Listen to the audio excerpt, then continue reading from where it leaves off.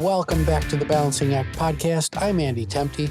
On the Balancing Act, we talk to business leaders and industry experts to explore the balancing acts we play in our professional lives and learn about the events that put rocket boosters behind their career success. Today, we have Jeffrey Seller joining us. Jeffrey is one of the most successful American producers of our time. He produced Tony Award-winning musicals Rent, Avenue Q, In the Heights, and Hamilton. His shows have garnered 22 Tony Awards, including 4 for Best Musical.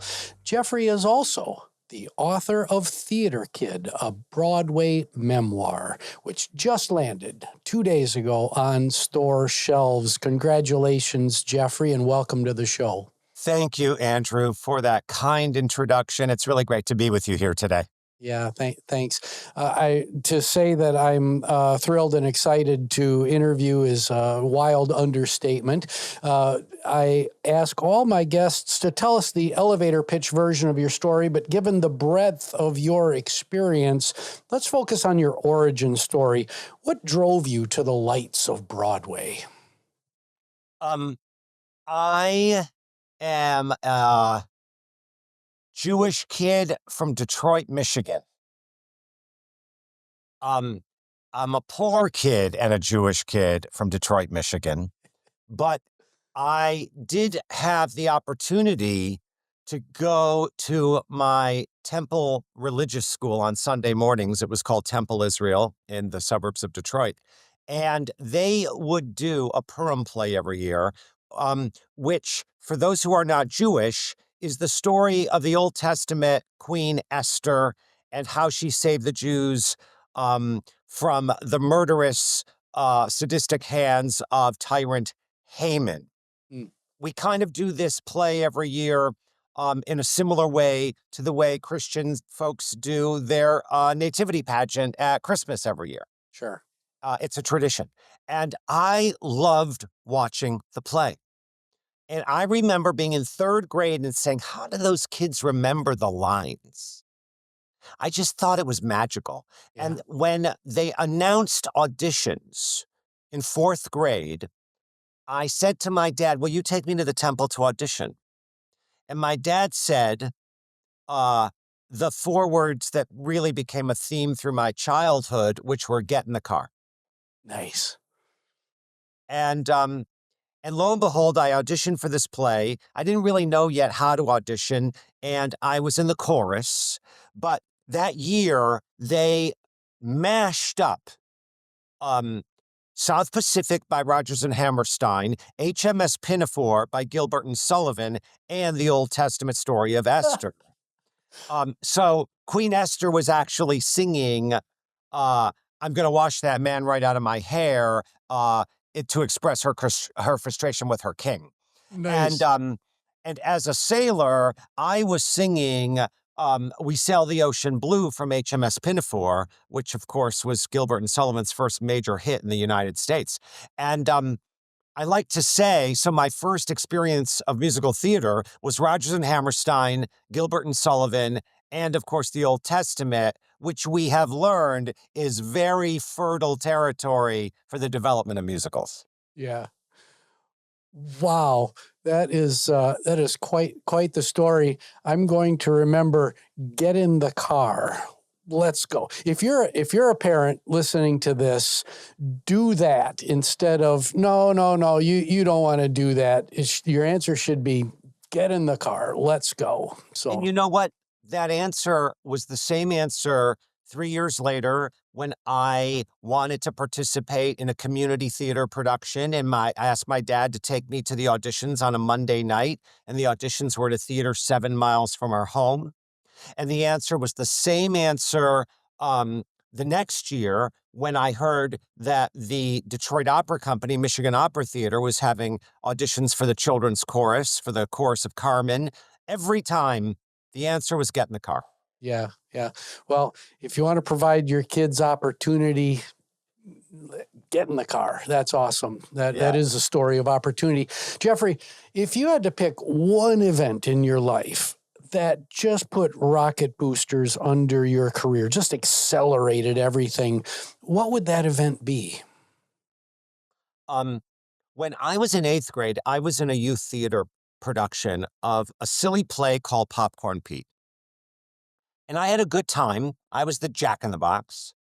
And though I enjoyed being in the play, I started to observe some things around me.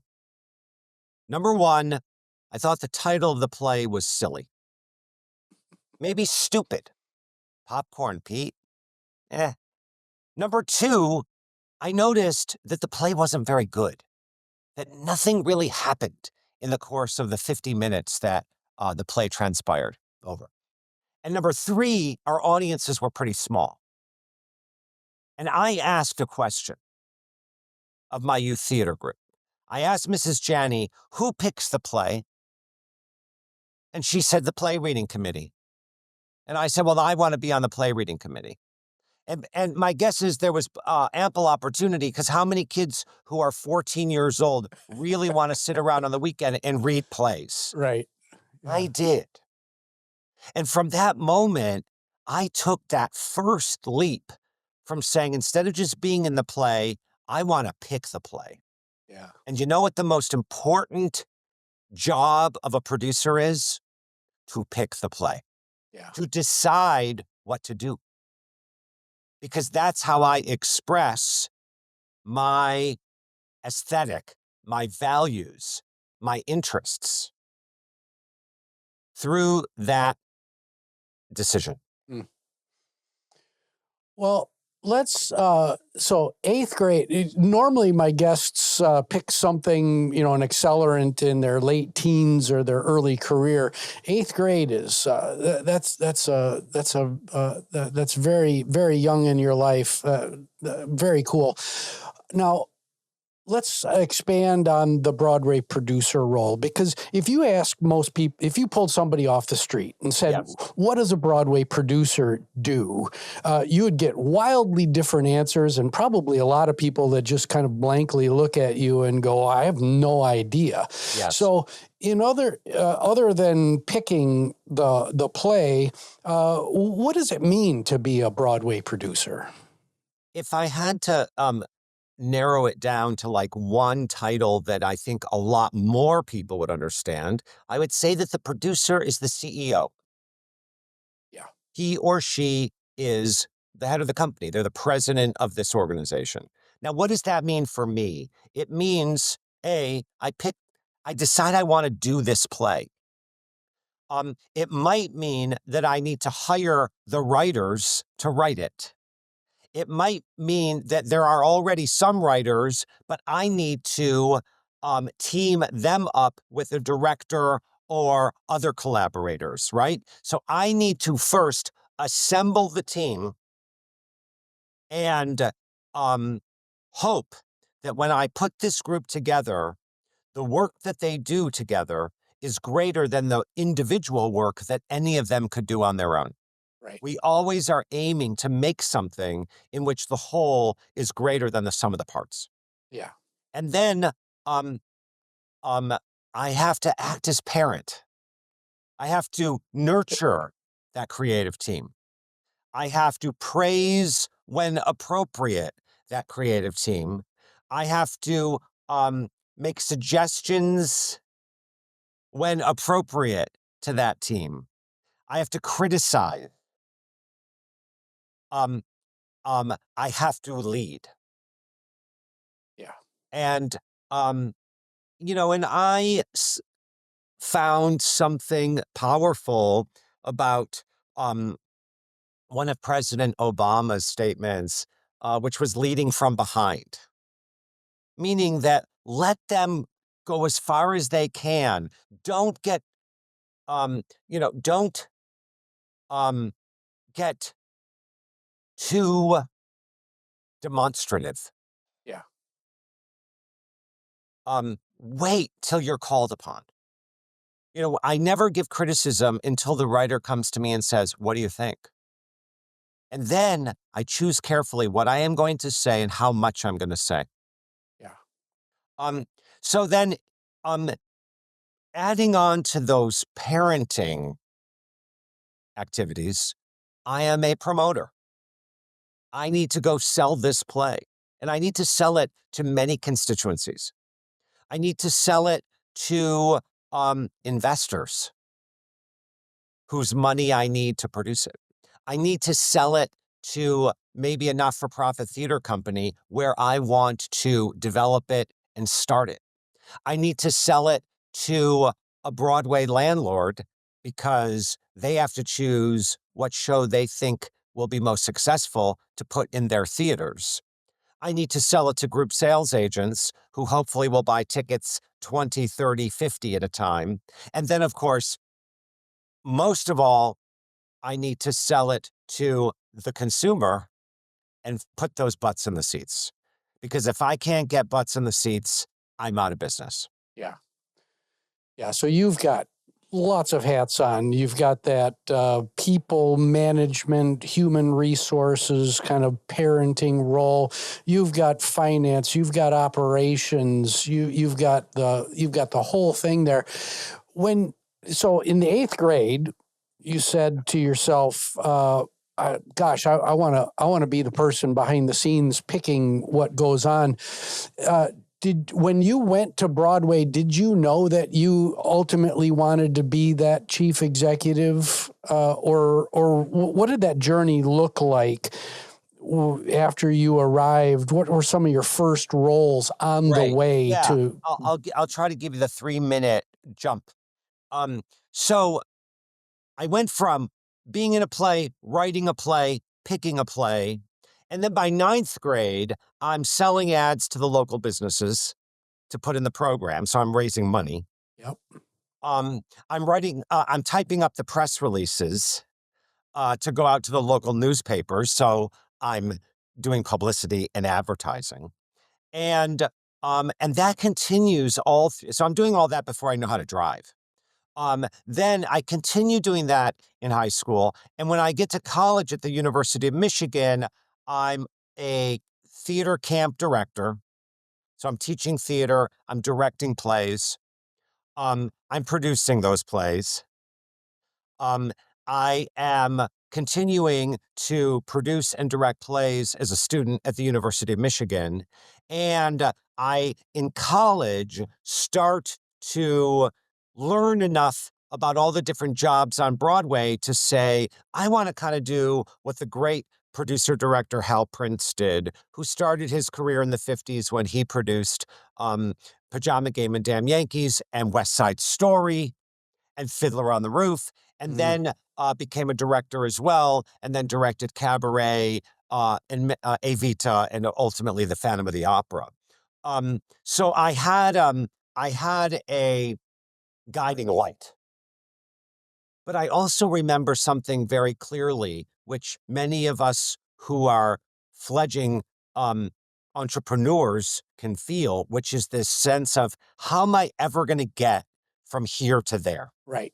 How is a poor kid in a suburb of Detroit, in Oak Park, Michigan, who has no money, knows nobody in New York, has only been to New York for 3 days in his whole life to visit his cousins, how am I going to get from Detroit, Michigan, where I like doing musicals, to Broadway? It felt impossible.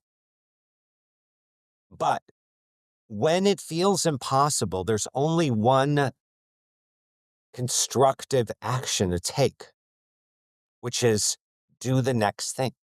Yep. So junior year, I direct Grease. Senior year, I direct Young People's Theater, and I direct Anything Goes, and I write articles for the Ann Arbor News and the Michigan Daily. And after I graduate, I say to myself, no one's going to hire me to produce, no one's going to hire me to direct, but I might get a job in publicity because I know how to do press releases, I know how to write articles, and I know how to pitch. Yep. And of course, I do get myself to New York, and I pound the pavement going to all these different public relations agencies, and I find a PR job at a 4-man firm that does some theater and some television, and that gets me from Oak Park, a suburb of Detroit, to New York.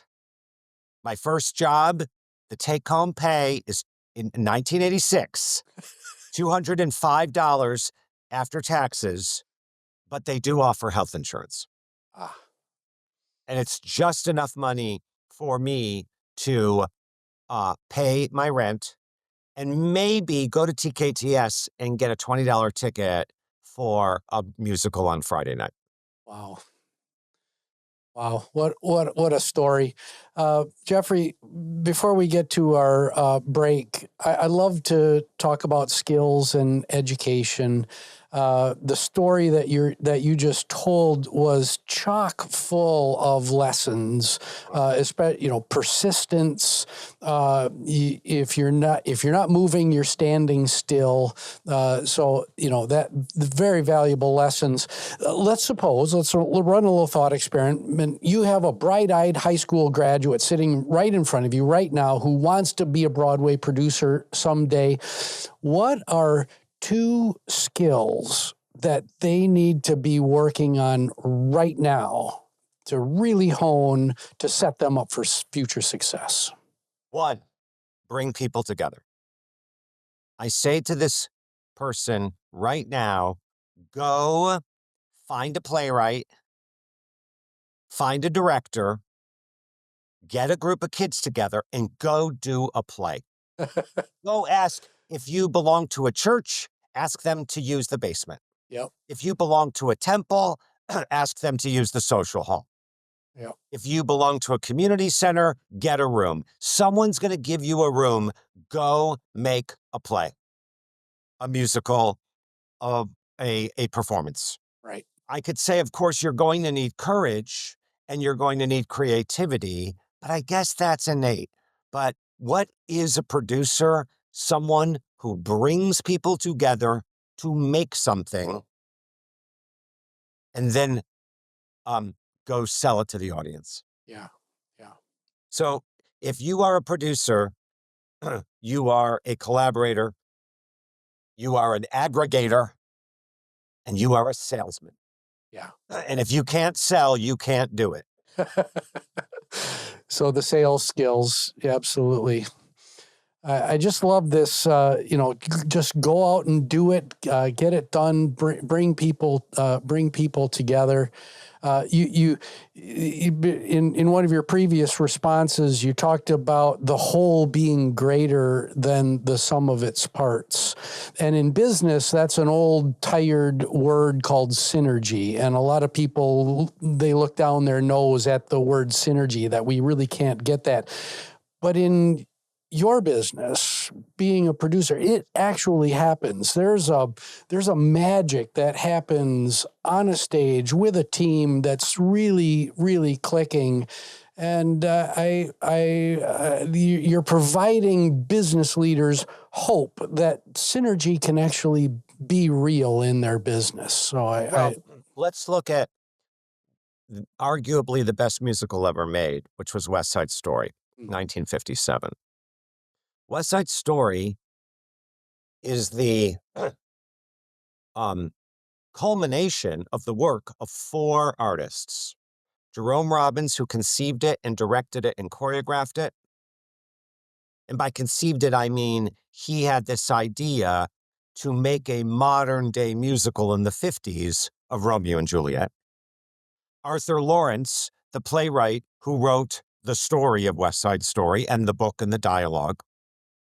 Leonard Bernstein, who wrote one of the greatest scores in the history of mankind, and his young lyricist, Stephen Sondheim. Mm. I just don't know if I could get you a better example of the whole being greater than the sum of the parts than West Side Story, because it is arguable, and people could argue against it, but I think they're going to have a hard time, that what those 4 men made together with that show, they never did again separately. Yeah. Yeah. Jeffrey, we're going to take a really short commercial break, and we'll be right back to continue the conversation. With pleasure. Hey everyone, I'd like to invite you to start your weekend with me on the Saturday Morning Muse podcast. I briefly explore topics that span leadership, business management, education, and personal continuous improvement. Subscribe to the Saturday Morning Muse podcast on your favorite podcast streaming app or visit andrewtemte.com for more information. And we're back with Jeffrey Seller talking about the business side of Broadway and his new book, Theater Kid. Jeffrey, this show is called The Balancing Act, so let's talk a balancing act. What is the most important balancing act that a Broadway producer has to get right for a show to be a success? Art and commerce. It's that simple. On the one side, if I can't nurture a team to make the best piece of art possible, I have no business. And on the other side, if I can't figure out how to capitalize it for the right amount of money, operate it on a week-to-week basis for the right amount of money, which is an enormous challenge. Because I want to point something out that may be interesting to your audience, which is that after Hollywood makes a movie for $100 million, they stop spending money. All they have to spend money on is marketing. There's no more money to be spent. After I spend $12 million making Hamilton, I have to spend another $750,000 every single week on Broadway to pay my expenses. So I keep spending money every week I'm alive. Yeah. So I have to handle the capitalization budget, but also the operating budget. Same way a restaurant owner does. Right. Very similar comparison. And we both have perishable goods. Right. You know, if I don't sell that ticket on Tuesday night, it's dead. And if they don't use up that fish, they have to throw it away. Right.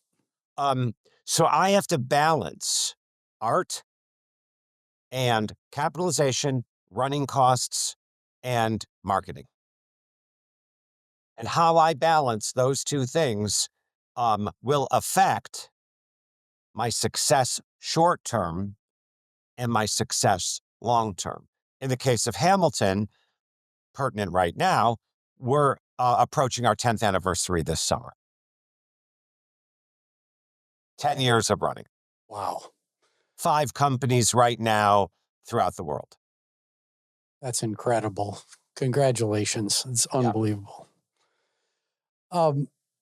So, Jeffrey, you revolutionized theater accessibility with your ticket lottery for rent.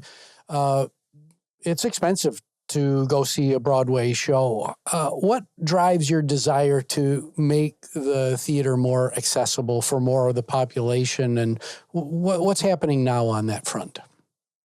I could barely afford it when I was 31 years old.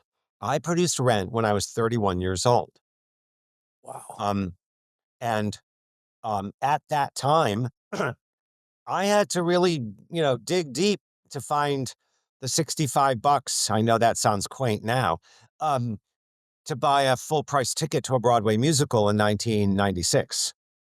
So I knew, and my business partner, Kevin McCollum, we knew we had to do something to make Rent affordable to the very audience that Jonathan Larson wrote the show for, which was young people. Yeah. Rent was a show by young people, with young people, for young people. And that was part of what made it revolutionary. Mm-hmm. So we got to make sure we can get young people in that door and that they can afford it. So we know we have to make this work somehow. And we decide we're going to sell 34 tickets a night for $20, cash only, at the door, 2 hours before the curtain.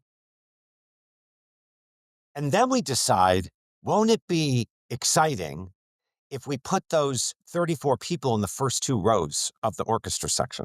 And that way they begin the wave of enthusiasm that starts in the front and goes all the way to the back of the balcony. Cool. And as a marketing ploy, if we say it's first come, first serve, show up, stand in line, we sell the tickets 2 hours before the show, people will keep seeing a line in front of the theater. Right. And to show a line at 3 o'clock, 4 o'clock, 5 o'clock says something's going on here you want to be a part of. Right. Right? Isn't it amazing when you're like going to Barney Greengrass? It's a great restaurant on the Upper West Side. And at 10 o'clock on Saturday morning, people are lined up down the block. They are going to wait on that line. And because you see that line, you're like, what's going on in there? I want to be part of that. Yeah. Yeah. So we started that with the very first preview of Rent in 1996. And within a year, we would have on Fridays 3 simultaneous lines at the same time. One for Friday night at 8, one for Saturday afternoon at 2, and one for Saturday night at 8. Kids were sleeping over at the theater waiting on that line. That's how popular it became. And I was so frightened that some kid was going to get hurt Yeah. that we changed it and made it into a lottery. So now, instead of having to show up at 12 hours before, or maybe even 24 hours before, if you showed up at 6 o'clock, you put your name in the hat, and then we would do the lottery. And that system started a year into the Rent run, and I'm proud to say we still do it all the way to today at Hamilton every single day. Except at Hamilton, instead of it being $20, we reversed inflation and we took it down to 10 because all you need to see Hamilton is, of course, an Alexander Hamilton, which is a $10 bill. But can I do the drum? But nice. Fantastic. With pleasure. Yeah. So Jeffrey, let's dive into Theater Kid. Somebody picks up the book. What's the most important takeaway that you want readers to receive when they engage with your work? I wrote this book for theater kids, no matter how old they are. Yeah. I wrote this book for anyone who has ever felt out. And by out, I mean excluded, Yep. disregarded, outside the group. Because for me, this book was a journey of finally getting to the point in my life where I can feel in, where I feel like I'm in the group, whatever that group may be. Yeah. And I hope, of course, that this book is a inspiration for young people with dreams. Whether your dream is to produce a show, be in a show, write a show, or your dream is to direct a movie, or work in a Hollywood movie studio, or become a U.S. senator. Because this is a book about the nitty-gritty process of climbing up that ladder one rung at a time. Yeah. Wow, such a powerful message for everybody. And so many humans tell themselves that I can't, I shouldn't, nobody's gonna want to hear from me, my voice doesn't matter, and they spend their whole lives trapped in that in that space. You're proving your life story is proof that you just keep moving, keep going, and great things will happen. Maybe you won't become Jeffrey Seller, Broadway producer, but you're going to make progress. You're going to develop and grow. So, Jeffrey, thank you so much for being here. Will you indulge us with a few lightning round questions? Oh, you bet. Okay. Yeah, that'll be fun. So, number one, you just won a $100 million lotto jackpot. There's a stipulation that 50% of your net winnings go to one philanthropic organization or a cause. Who do you pick? College scholarships for kids in need. Yes. I'm a kid who only got to go to the University of Michigan because of grants and scholarships and work study and loans. And the single biggest focus of my own philanthropy is ensuring, to the best of my ability, that kids can go to college, whether they're going to the University of Michigan or they're going to Juilliard or any other school, without the onerous problem of trying to raise that money. And that is the single most important focus of my own philanthropy. Excellent. Number 2, I give you access to a very rudimentary time machine. You can send a short message to an earlier version of Jeffrey Seller. What's the message? What previous version of yourself do you send it to? I think I would send it to my 19-year-old self and say, stop being so anxious, keep doing what you're doing, and it's all going to work out. Yeah. Because I was so anxious at that age that I'm not going to get anywhere. Yeah, I know. Those years, those really formative years, many of us have that anxiety that just eats at us. And yeah, I wish I could send the same message back. Jeffrey, we are all works in progress. This is the last question. What are you focused on right now in your personal journey of growth? After writing this book, I am asking myself right now, Jeffrey, what's your mission? Yeah. Now, I am developing right now 3 new musicals that I'm very excited about. And that's terrific. But I'm also asking myself, at this moment in my life where I've turned 60 years old, where I've had this degree of success, what can I change in the world? Yeah. What can I change in my life? And I'm going to use this opportunity to have written the book, share the book, and then say, okay, what are you going to do now, Seller? And I'm asking that question. And I don't yet have the answer, but that's part of the fun. Excellent. You and I are kindred spirits in that regard. I left the world of chief executive officer in education, and now I'm packaging up everything that's in here and sending it out to the world. And there is a what's next. There are next steps.